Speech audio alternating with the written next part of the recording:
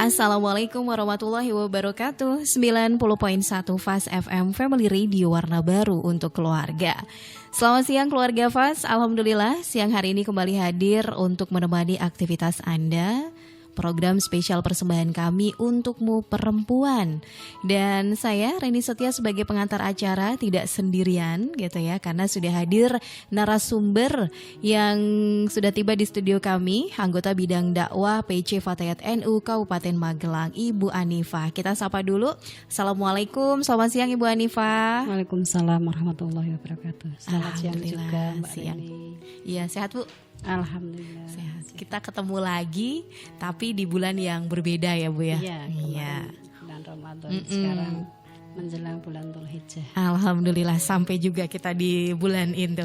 Yang pasti keluarga Fast nanti bisa ikut bergabung, bertanya langsung dengan narasumber kami melalui 314330 ataupun via WhatsApp 081578709640. Moga Bu Anifah nanti bisa dijelaskan lebih lanjut terkait dengan bulan Dzulhijjah ini ya. Dan berikut keluarga Fast selengkapnya. Kajian kita untukmu perempuan edisi hari ini bersama anggota bidang dakwah PC Fatayat NU Kabupaten Magelang bersama dengan Ibu Anifah dengan tema bulan Dzulhijjah.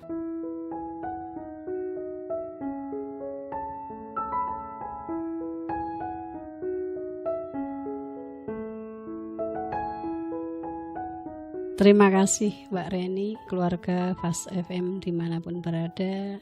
Assalamualaikum warahmatullahi wabarakatuh. Alhamdulillahirrabbilalamin, pada siang hari ini kita dipertemukan kembali dalam keadaan sehat walafiat tanpa kurang suatu apapun. Keluarga Fast yang berbahagia, pada kesempatan kali ini saya akan menyampaikan yaitu dengan materi bulan Dzulhijjah. Adapun bulan Dzulhijjah itu termasuk bulan yang dimuliakan Allah Subhanahu wa taala di antara 4 bulan lainnya, yaitu Dzulqa'dah, Dzulhijjah, Muharram, kemudian Rajab. Berawal dari Dzulhijjah terdiri dari 2 kata, yaitu Dzul yang artinya pemilik dan hijjah yang artinya haji. Bulan Dzulhijjah bisa kita artikan sebagai bulan di mana dilaksanakan ibadah haji di Makkahul Mukarramah. Keluarga Fast yang berbahagia, pada bulan Dzulhijjah terdapat beberapa keutamaan dan beberapa amalan yang bisa kita laksanakan. Bagi kita yang tidak melaksanakan ibadah haji pada bulan Dzulhijjah, ada beberapa kesunahan. Yang pertama, puasa di awal Dzulhijjah, yaitu puasa tanggal 1 sampai tanggal 7. Disebutkan dari hadis Ibnu Abbas, Rasulullah Shallallahu Alaihi Wasallam bersabda, saya bacakan artinya saja, yaitu tidak ada satu amal soleh yang lebih dicintai oleh Allah melebihi amal soleh yang dilakukan pada hari-hari ini, yaitu 10 hari pertama di bulan Dzulhijjah. Para sahabat bertanya, tidak pula jihad di jalan Allah? Nabi Shallallahu Alaihi Wasallam menjawab, tidak pula jihad di jalan Allah, kecuali orang yang berangkat jihad dengan jiwa dan hartanya, namun tidak ada yang kembali satupun. Hadis riwayat Abu Dawud, Abu Turmudi, Ibnu Majah, yang kesemuanya dari hadis Abi Dawud nomor 2431, dari hadis At-Tirmidzi nomor 757, dari hadis Ibnu Majah nomor 1727, dan dari Ibnu Ahmad nomor 1968, yang kesemuanya hadis sahih. Terus pada tanggal 1 sampai 7 itu kita meskipun niat puasanya itu sunnah, itu ada lafalnya, yaitu nawaitu sauma syahri dzil hijjata lil sunnata lillahi ta'ala. Saya niat puasa sunnah bulan Dzulhijjah karena Allah Ta'ala. Kemudian kalau orang Jawa mengatakan bulan Dzulhijjah itu bulan besar, itu sesuai dengan maknanya, yaitu bulan besar itu karena banyak amalan, yaitu ada puasa, ada sholat, terus ada ibadah haji, juga ada sodakoh, yaitu kurban. Nah, bagi kita tadi sudah saya jelaskan, yang tidak melaksanakan ibadah haji disunahkan untuk berpuasa ataupun melakukan sholat sunnah, yaitu sholat sunnah Arafah tanggal 9. Masih ada lagi yang tanggal 8 itu puasa tarwiyah, dengan lafal niatnya nawaitu saumat tarwiyata sunnatalillahi ta'ala. Saya niat puasa sunnah tarwiyah karena Allah Ta'ala. Keluarga Fas dimanapun berada, semoga kita semua dapat melaksanakan puasa sunnah dari tanggal 1 sampai 7, kemudian 8 yaitu puasa tarawih, dan 9 tanggal 9 yang dinamakan puasa sunnah Arafah, yang mana pada puasa sunnah Arafah itu lafalnya nawaitu sauma arafata sunnatalillahi ta'ala. Saya niat puasa sunnah Arafah karena Allah Ta'ala. Baik, itu tadi beberapa keutamaan dan juga kesunahan yang bisa kita lakukan ya Bu, ketika kita belum bisa untuk berangkat haji. Ya, itu juga pahalanya kan luar biasa ya Bu di bulan ini. Bulan besar kalau orang Jawa bilang, tadi Bu Hanifah bilang, ternyata memang juga memiliki makna yang luar biasa bagi umat muslim. Baik, nanti kita akan lanjutkan kembali keluarga Fas kajian kita di bulan Dzulhijjah, apa-apa yang bisa kita lakukan, apa-apa yang bisa kita amalkan ya keluarga Fas, nanti akan lebih lanjut dijelaskan kembali oleh Ibu Hanifah setelah jeda berikut ini. Tetap di 90.1 Fas FM. 90.1 Fas FM untuk Anda keluarga Fas, kembali untukmu perempuan, masih bersama saya Reni Setia sebagai penghantar acara siang hari ini. Dan di studio kami narasumber juga masih bersama dengan anggota bidang dakwah PC Fatayat NU Kabupaten Magelang, Ibu Hanifah Muqaddas. Tadi sudah dijelaskan nih sama Bu Hanifah bahwasanya bulan Dzulhijjah itu banyak banget keutamaan dan beberapa amalan yang bisa kita laksanakan di keluarga Fas, khususnya bagi yang belum berkesempatan untuk menjalankan ibadah haji di tanah suci, puasa dan juga sholat sunnah ya Bu Hanifah ya. Monggo Ibu kembali dilanjutkan terkait dengan tema kita siang hari ini.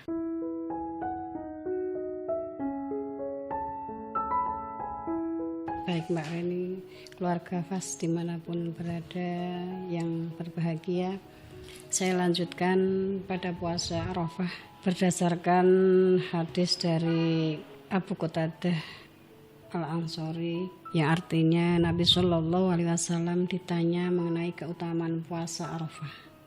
Beliau menjawab, puasa Arafah akan menghapus dosa setahun yang lalu dan setahun yang akan datang. Beliau juga ditanya mengenai keistimewaan puasa Asyura. Beliau menjawab, puasa Asyura akan menghapus dosa setahun yang lalu. Hadis riwayat Imam Muslim nomor 1162. Dari hadis tersebut bisa kita jelaskan bahwa puasa Arafah itu menghapus 1 tahun dosa yang telah lalu dan dosa yang akan datang. Sedangkan untuk puasa Asyura hanya menghapus dosa setahun yang lalu. Berarti perbandingan Lebih ya Bu, lebih besar puasa yang hari Arafah itu. Kemudian saya lanjutkan, selain puasa tadi ada sholat sunnah Arafah. Sholat sunnah Arafah adalah sholat yang dikerjakan pada hari Arafah, yaitu tanggal 9 Dzulhijjah, dan waktunya di antara zuhur sampai asar, sebanyak 4 rakaat atau 2 kali salaman. Setiap rakaat membaca surat Al-Fatihah 1 kali dan surat Al-Ikhlas 50 kali. Berdasarkan hadis dari Abu Hurairah, man Abi Hurairah radhiyallahu anhu qala Rasulullah sallallahu alaihi wasallam, man shalla yauma arafata baina dhuhri wal asri arba'a raka'atin yaqra'u fi kulli raka'atin Fatihatal kitabi marrah wa qul huwallahu ahad ila akhir khamsina marratin kataballahu lahu alfi hasanatin wa rafa'allahu lahu bi kulli harfin darajatan fil jannati ma baina kulli darajataini masiratu khamsi mi'ati amin wa yuzawwijuhu Allahu bikulli harfin fil Qur'ani hawra'a. Dari Abu Hurairah radhiyallahu anhu bahwa Rasulullah sallallahu alaihi wasallam bersabda, barang siapa yang mengerjakan sholat pada hari Arafah tanggal 9 Dzulhijjah, waktunya di antara zuhur sampai asar sebanyak 4 rakaat atau 2 salaman. Setiap rakaatnya membaca surat Al-Fatihah 1 kali dan surat Ikhlas 50 kali. Maka Allah akan memberi orang tersebut 1.000.000 kebaikan, dan pada tiap-tiap hurufnya Allah Subhanahu wa taala akan mengangkat 1 derajat di dalam surga. Dan antara derajat satu dengan derajat yang lain itu sejauh perjalanan 500 tahun. Dan Allah akan memberi tiap-tiap huruf dengan bidadari. Demikian hadis tentang sholat sunnah Arafah. Tapi kalau kita tidak mendapat hidayah dari Allah mungkin berat. Karena bacaannya 4 rakaat itu 200 surat Ikhlas, Fatihahnya 4 kali. Bayangannya udah berapa menit gitu. Semoga kita semua mendapat ridho Allah Subhanahu wa taala, mendapat hidayah sehingga dimudahkan melaksanakan amaliyah di bulan Dzulhijjah, baik puasa ataupun sholat sunnah Arafah. Baik. Ya, kalau dipikir memang ya Bu, dari setiap rakaatnya harus baca Al-Ikhlas 50 kali. Bayangannya udah lama banget kan pas berdiri. Kalau melihat dari fadilahnya ataupun ini keutamaannya di tiap rakaatnya itu, kita pasti ingin sekali melaksanakan. Iya, Bu. Apalagi kalau tidak ada udzur. Kalau kita perempuan yang masih udzur, terus kira-kira gimana? Iya itu Bu, ini juga ada pertanyaan yang masuk nih di 081578709040. Kebetulan sekali. Assalamualaikum Ibu narasumber, izin bertanya, bagaimana ketika bagi seorang perempuan nih yang kebetulan di bulan itu pas di tanggal 89 nih datang bulan gitu, haid, gak bisa sholat sunnah Bu, padahal kan tadi Ibu sebutkan ada 1.000.000 kebaikan, setiap hurufnya itu pun ada nilainya begitu Bu. Apa yang harus kita lakukan Ibu? kita termasuk di bulan yang dimuliakan Allah Subhanahu wa taala. Jadi tadi sudah saya sebutkan, bukan hanya sholat, puasa, tapi masih ada sedekah. Kita bisa juga memperbanyak doa karena sebaik-baik doa adalah pada hari Arafah.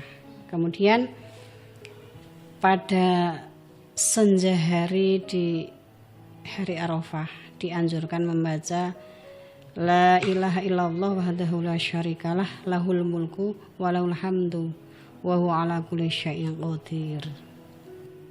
Dan juga bisa bertakbir sejak subuh hari Arafah hingga hari tasyrik terakhir setiap ba'da sholat fardu.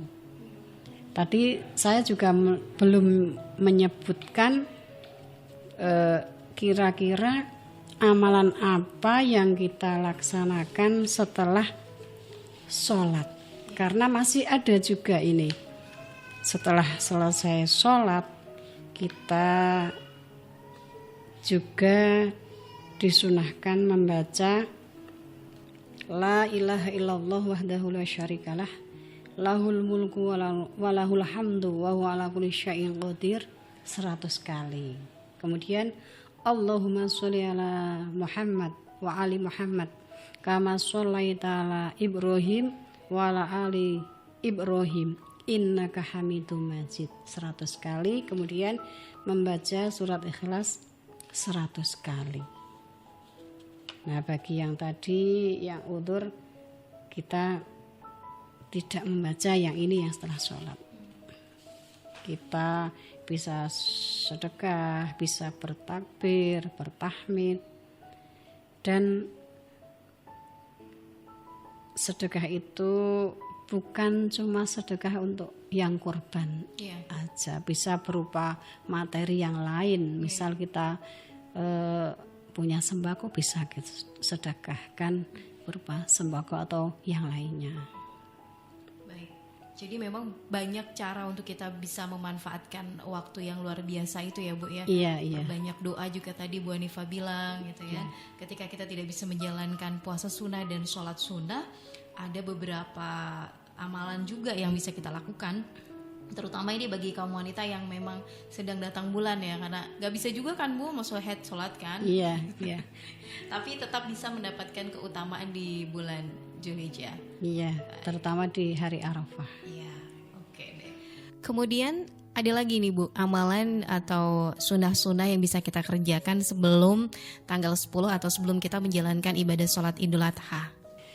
Pada malam hari di bulan Dzulhijjah, setelah kita melaksanakan puasa sunnah Arafah juga, sholat sunnah Arafah juga, terus ada lagi satu amalan yaitu sholat di malam hari di malam bulan Dzulhijjah.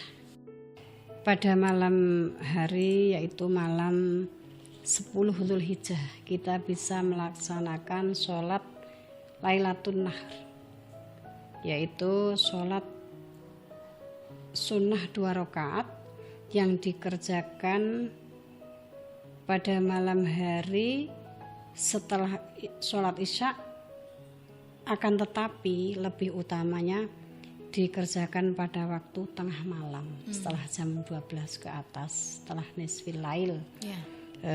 Adapun tata cara sholat Lailatul Nahr yaitu rakaat pertama membaca surat Al-Fatihah 15 kali, surat Al-Falaq 15 kali, surat Al-Ikhlas 15 kali, surat An-Nas 15 kali. Rakaat kedua juga begitu, sama antara bacaan yang pertama dan kedua. Dan sholat Lailatul Nahr ini ada hadis yang diriwayatkan dari Abu Umamah radhiyallahu anhu.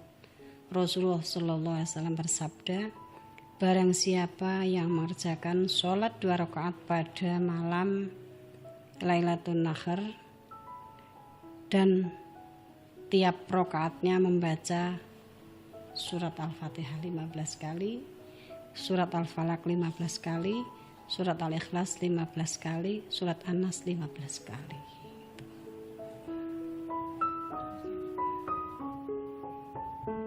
Adapun lafalnya atau niat itu usoli sunnatal ihya'i lailatin nahri rakaataini lillahi ta'ala. Dan masih ada lagi ibadah sholat sunnah di pagi hari, yaitu tanggal 10 Dzulhijjah bertepatan dengan Idul Adha, sholat sunat Idul Adha 2 rakaat. Bisa kita laksanakan di masjid. Tapi untuk kita yang kaum perempuan, jika ingin mengerjakan sholat sunnah di masjid, diharapkan tidak bersolek dan memakai pakaian tanpa memakai perhiasan ataupun wangi-wangian, supaya tidak menimbulkan fitnah. Karena kita kaum muda, kalau nenek-nenek tua juga begitu. Karena kita sholatnya sunnah, kalau kita menjalankan dengan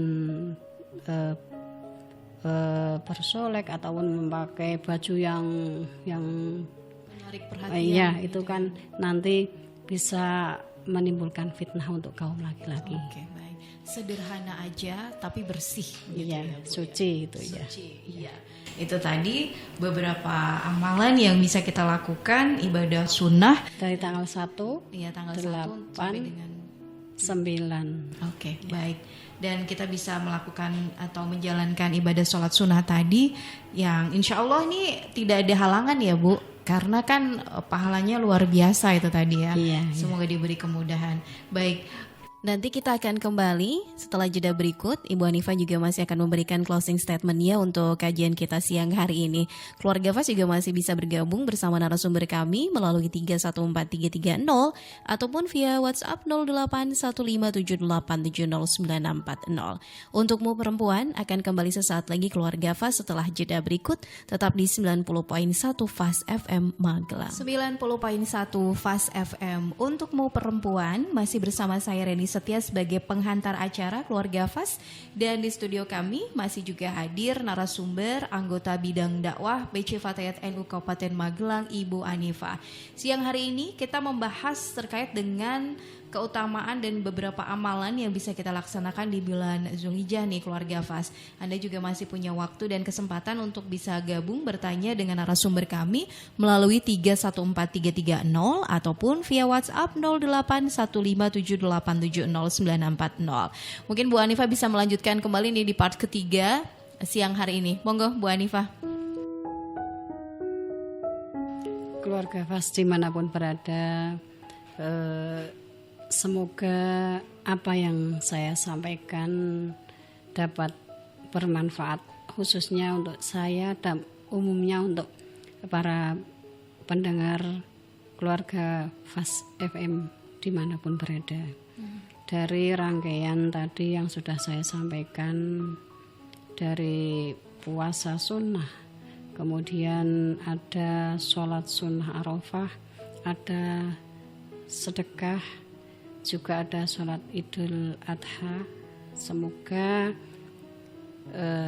kita semua mendapat ridho Allah Subhanahu wa Ta'ala, diberikan kesempatan untuk bisa dan mampu melaksanakan sunnah-sunnah tersebut. Amin.